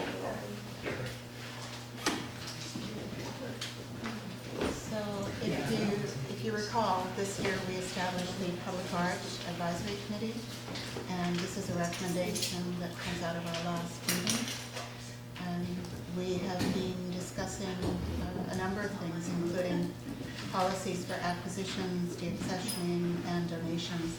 There are two major categories of, if I can clear a room, there are two major categories that we're looking at: community art projects and public art projects. And in talking about public art projects, we came back to, once again, the topic of the lock block wall in the cove. And we've done a fair bit of looking into potential costs and the processes for preparing that wall, but we're not public works. And we can't come up with anything particularly authoritative, although there is some expertise on the committee. So this is simply a request that council direct staff to investigate the cost and the process for preparing the lock block wall for future public art projects. I'd like to move that. What has been done, any idea what's been done in the past? It's Well, been, yeah. there's been paint slathered on it, so there are at least 3 layers. Yeah, It's been power washed yeah. in the past. It hasn't been patched. There's quite a bit of deterioration in the lock blocks themselves. So given that we have in a year or so work on the ferry building coming up, given that there's refurbishment of Cardina, we thought that this might be a time to look at this as well. Not necessarily to do it, but just to have the information at hand so that we would know how much it would cost to prepare it. Yeah. When you're saying prepare, are you like a coat of paint over all of them so you can paint on it? No, or like it's probably more a job of cleaning and vapor blasting, as I think Oh, what yeah, the okay. fellow who chairs our committee and is part of the city, he's a City of Vancouver staffer. So we have notes in our committee agenda that might be, or committee minutes, that could be helpful for public works, but we just reached the end of our expertise. So then they would paint over top of that, blast it off, like if they cleaned it? and It would it's at the top? depend on what you wanted to do with it, as far as if it were a community art project, Yeah. you might not put a layer of paint on it. Okay, so basically clean the whole thing off. Clean, That's what you- patch, Got it. tidy up. Okay. Allison? Well, as I'm listening to Councilor Nicholson talk, I'm not sure that public works staff would have a clue. No disrespect to public works staff, but this has nothing to do with water or roads or anything like that. So maybe the motion should be that direct staff to work with the public art committee to Sure. investigate so that That's good. they understand what it is we're trying to do at the end result. Yeah, happy to accept that amendment. Yes, sorry, Shauna. I guess by passing this, it wouldn't necessarily be an endorsement that that was a project that we wanted to do. It would just be find out the information so that we can make those decisions. Okay, because I'm not sure what such a project would be or what its implications would be, but this is useful information. I do have a question about replacing more parts of the lock block wall. I remember the first initial portion of the first 10 meters or whatever it was of Cardina, beside Cardina, was removed, and the lock block wall was removed for the first piece, and it cut further into the public right of way with the new rocks. Is there more of that work I don't planned? think so. I don't think so. I think they put rock work all on it. Okay. I think it may have been a long-term plan. I just wanted to make sure that it wasn't something that was coming up, because if we were going to be shortening the lock block wall, it would make a difference. We discussed this. This lock block wall, Bob actually did in a diagram which was incredibly telling, showing all the blocks. And it's a very long, not very high structure, which has eluded our best efforts to beautify it for as long as I can remember, because it's plain ugly. And it's really, really hard to know the best thing to do with it. It is remarkably long, and when you stand there, it looks quite high, but when you actually draw it as he did in perspective, this is where it came from. We looked at, and then at the time when we were doing the corner, we wondered whether that would come around further, and I think that we got it round as far as we could. So. Okay. And then just a couple of other questions. One of them is, has considered, when you're doing this cost and process for preparing the lockbox wall for future public art processes, if those public art processes were to include plantings or green wall of any kind, would you be looking at that, or are you more looking to cover it? We're looking to cover it because the investigation that we did in prior years suggested that it was not a good site for example, a green wall. Okay, because it's got all those plants growing in it now, and over it, and I'm also, I mean, it's moved a little bit because of the roots and the shape of the vegetation and the rocks and whatever behind it. Maybe it's not moved, I don't know. But anyway, I just. There's some big trees behind it, pushing it over. Well, I think they actually may be holding the bank from the last I read, but anyway, okay, thank you. That's just my All question. right, what have you got there, Hope, for The recommendation? council directs staff to work with the Public Art Advisory Committee to investigate the cost and process for preparing the lockbox wall for future public art projects. Love it, I'll move that. It's been moved by Councilor Nicholson, it has not been seconded. Oh, okay. Seconded then. Thank you. Is that Councilor Morse? Yeah, I'll second. Any further discussion? Okay. All in favor? Thank you, unanimous. Great.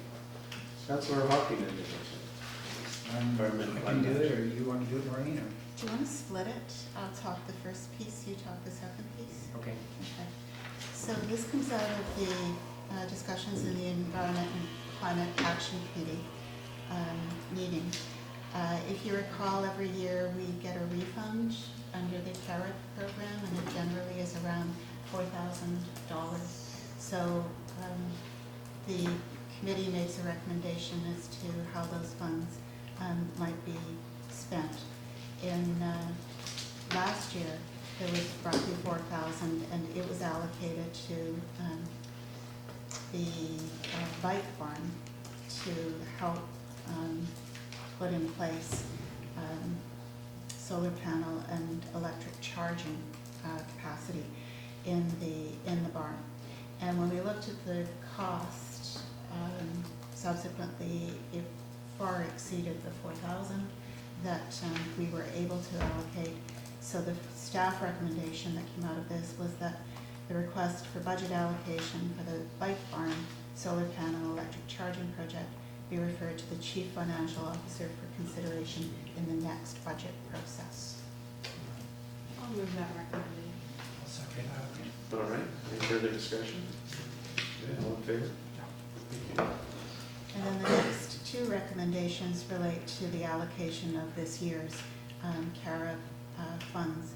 So we're recommending splitting them between Bowen in Transition for a series of short videos that they would like to complete, and $2,000 to the Bowen Island Agricultural Alliance and Bowen Island Food Sovereignty Group. With Bowen in Transition, they have a track record with us of, and with the community, of organizing the Fix-It fairs, the home energy audits, which they conduct with cameras that were funded through our first year under the CARA program. They're organizing a solar initiative, they're working with food sovereignty, and they bring in speakers and events. So they have provided a list of potential topics that they could produce short videos on, including, and this is in relation to our strategic plan, conservation development, composting and soil remediation, water conservation, emergency preparedness. So that they have a number of potential videos that they could readily produce. The estimated cost based on the first ones that they did on energy audits is approximately $400 per video. They do the work on a volunteer basis. The $400 is for editing time for one of their members. And, yeah. Just a question, if they're gonna produce a video on emergency management, I assume they would be working with Jen on that? Absolutely, yeah, yeah. I'll move that. Okay, so the first one that you're moving is that Bowen in Transition received $2,000 from the 2018 Climate Action Revenue Incentive Program refund, it should add in there, to support development of 6 videos in the Climate Action video series. So Rob moved it, Move that. I'll second it. Okay, any further discussion? All in favor? Thank you, unanimous. And then the second, that the Bowen Island Agricultural Alliance and Bowen Island Food Sovereignty received $2,000 from the 2018 Climate Action Revenue Incentive Program refund to support the project goals stated in their short-funded application for a community grant. So they applied for 5K, they received 3. This would bring them up to what they need to meet their goals. Question, is that the same, are they one group or are they working together on this project? They are one group essentially on this project. Okay, Yeah. so Bowen Island Agricultural Alliance and the Bowen Island Food Sovereignty, they're the same group? For the For this purposes of project. this. It's two projects, 2 groups, separate groups working together? Yes, and the reason they're doing that is the BA is a registered nonprofit, and Bowen Island Food Sovereignty is a group of individuals. Right, okay, I'll move that. I'll second. Okay, last question, all in favor? Thank you. The Okay, last one. the last one of these, this was initiative. I'm leaving for conflict of interest. I don't think you have to. I make my own decision. That's your choice, yeah. Same. I don't want us to have a perceived conflict of interest because of receiving income from one of the largest oil companies. Okay. So this was an initiative of the Environment Climate Action Committee many, many months ago. And it's a, well, you can read the little piece and see what it is. So I offered to write these 2 letters, and I've written the 2 letters. The trouble is, I did this so long ago that I don't remember them in detail, and they're not attached to the document. So No, not attached. So no one's had a chance to read them. So I don't see how you can do this without reading the letters. How do you just bring it forward to the next meeting? I'll bring them forward to the next meeting. May I ask another favour? Because I'm sure it's well intentioned, but it said that something like the 20 largest. Yeah, yeah. Now, 20 largest in the province, 20 No, largest in the world. In the world. In the world. And forgive me, I don't know who this West Coast group are. I just don't know them. I know. And also, if we are going to write to send a letter to someone, Yeah. respectfully, I think we should know to whom we are writing if we're to endorse it. Okay, all right. So I'll David, research I'll do that. who the 20 of them are, and then, And the so 2 draft letters? the 2 draft letters that were written about 6 months ago. Because I am sympathetic to Yeah. Councillor Moore's position. My son works for Shell, right? Sure. So I don't know who those 20 people are, so. Sheldon will be one of them, but I Yeah, don't know. so I would have to. I don't think it is one of them. Oh, might not That's be. why Actually, That's why Allison doesn't have to leave. that's right, I looked at it too, and it's probably not. Let us know. I know that Anyway, whoever I let's- work for is not.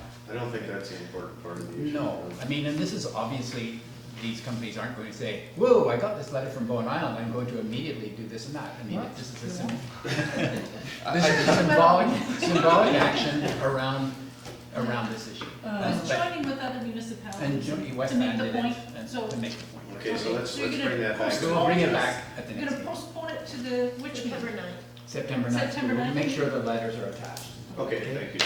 And I'll get you a list of the top 20 companies. So we Can I have got somebody new move- business Can I have somebody 7.1. move that motion, please? I'd like to move okay. that we postpone it to September the 9th. Okay, second. All in favor? Yep. Okay, and shall I get Councillor Allison, Moore? sure. Yeah. So on 7.1, that's me, Metro Vancouver. Yeah. And there's a few really interesting things happened at the last meeting. I'll be quick because we're kind of late, but one of them is quite material to the work that we're up to.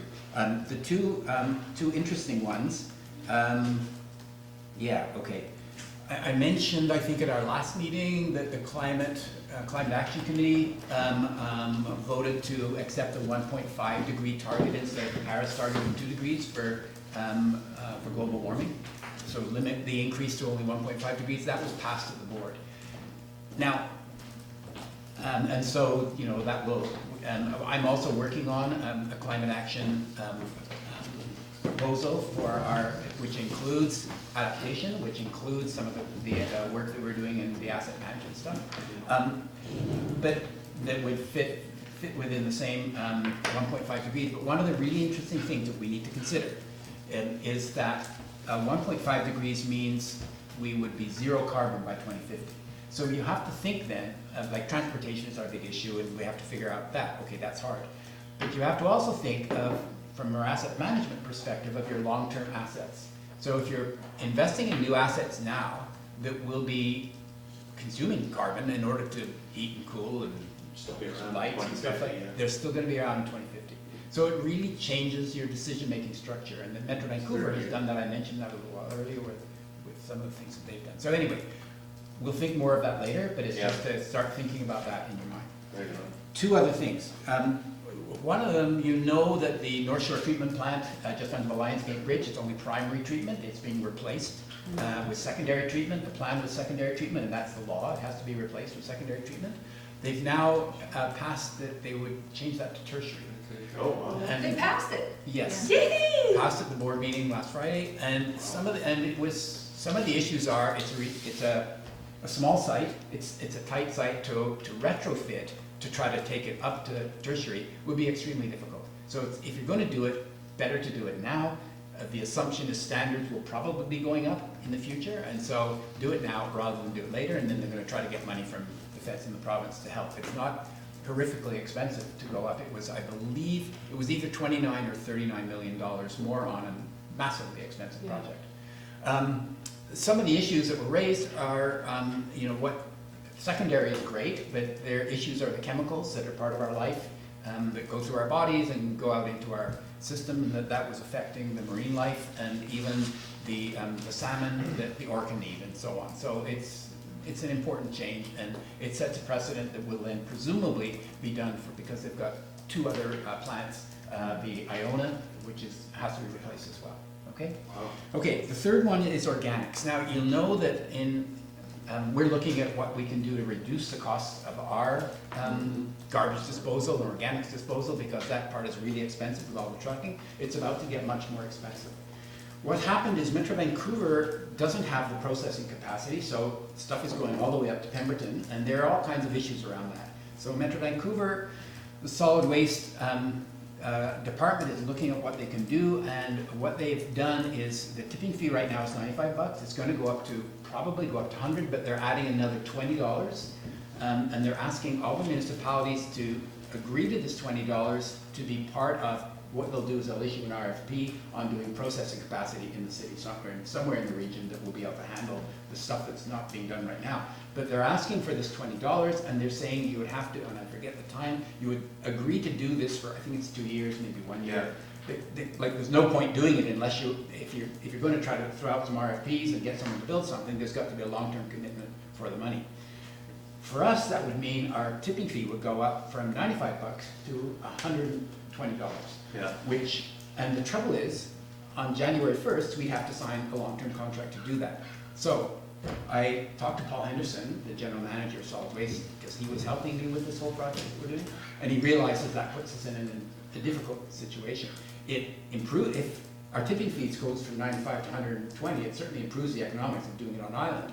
But what he'll do is, instead of us having to sign a 2-year or whatever it is agreement, he'll give us, we can sign the agreement for a temporary period, and as soon as we've got our own work done and we can do composting on the island, then we can drop out of it. Or decide that they're Or decide that we'll go that way, that's correct, yeah. That's Okay. interesting. So anyway, that's kind of complex, but it's material and important.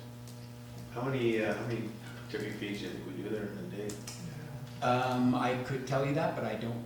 2 or 3? No. It's 2 a week, I believe. But it's a truck. I'd have to go back to it. Rod might remember, but it's a travel. And the ferry, it takes 6 hours for each trip. So it's 6 hours, so it's 6 hours of people in a truck, trucking, plus the ferry fares. And I think that's twice a week, but I'm afraid I don't remember. But I'm that's, just looking it's at significant the money. increase, the increase in the tipping fees is. Yeah, point of order, but we don't need to do the study now. No. This meeting? No, right, good point, Alex, we don't need to get into details now, but it does change the economics, so, Okay, okay. That's it for me. all right, thank you, David, that's awesome.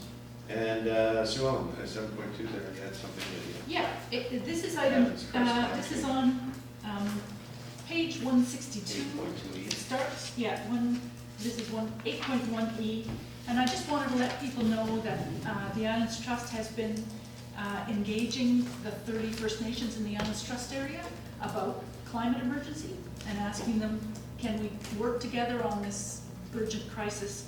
And they've received a response, and which I think was in one of our recent packages. So this is this is just an example to let you know about the changing environment, the social environment around us. That First Nations are meeting in their First Nations Assembly of First Nations and the First Nations Summit and the Union of BC Indian Chiefs and anybody. They're all invited by the Islands Trust to work on this, and we've received some First Nations Leadership Council advocacy offers. So there's a possibility that the Islands Trust will be working with First Nations on these things, and also just to flag with you that the Islands Trust is working to advocate for herring protection, HERRING, and this is also related to First Nations interests, but also to species at risk and the whole marine food web. So just to let you know about changes happening just in our area, in the waters around us. That's all. All right, thank you, Sue Ellen. So that brings this part of it to close. There's no items on the consent agenda, so that's a good question period. Do have some. So clarification with the stage 4 water restrictions. So is that basically saying like there's no difference between people being on stage 4 and stage 1 when it came to water usage? Like, Glenn, can you respond to or is that? where that, the actual status of that right now? Well, we did review, admittedly, it's limited at this point, because the only information we have to go on is the individual house meter records as well as how the overall system is performing. That's only given a few days. But the records at this point indicate that the difference in the water restrictions hasn't made a big difference on consumption or the performance of the system. Thank you. And can I ask questions on this? I don't know. Sure. If, was there any difference in the age, like, so in the age between the two wells, like the one that, no? Like the one that was doing, I can't Oh, the two Blue Water wells, are they both the same age? Yeah, they both the same age, and was there a difference between if they'd been fracked or not? Or like the water pressure fracking? Yeah, the blue water wells are older. Mm. I don't know exactly how much older, but blue water is older. And to my knowledge, attempts for fracking were only done on blue water wells. But it was just 2 wells in blue water, right? There are 4, but we only got reported on the 2. Yeah. I shouldn't, sit down. Sorry. Correct, there are 4. 2 have been tested. The distinction though is you use the word fracking. And it's not. That's not what we found. No. Staff in the past had attempted to frack wells. I don't know, without going back in record, I'm not sure whether it was one well or multiple wells that were, that the fracking was done on. Okay. And then this is a separate topic, so the amount, the $50,000 from the, Cove Bay, for the water main, will that affect how much money will be borrowed for the Cove Bay water treatment plant? No, that will. Okay, thank you so much. Nice, Bronwyn. Hey, Brendan.